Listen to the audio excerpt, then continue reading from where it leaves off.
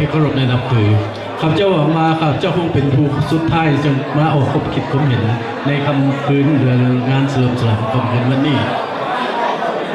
ก่อนอื่นข้าพเจ้าขอ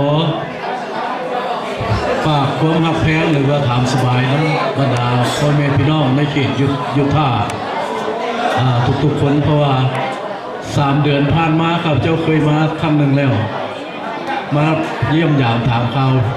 พี่น้องทุกท่านพี่มีความเบิกบานวันชื่นหลายที่สุดและกลับมาเพื่อนี้ด้วยความคิดฮอดคิดถึงอยากพ่อกันอีกทีหนึ่ง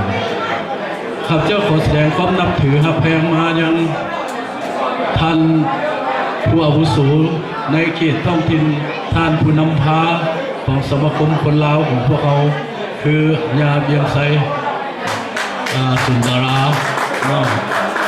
ผู้ที่2ท่านอินแปลงดำรงซึ่งเป็นผู้ตามหน้าหรือว่าเป็น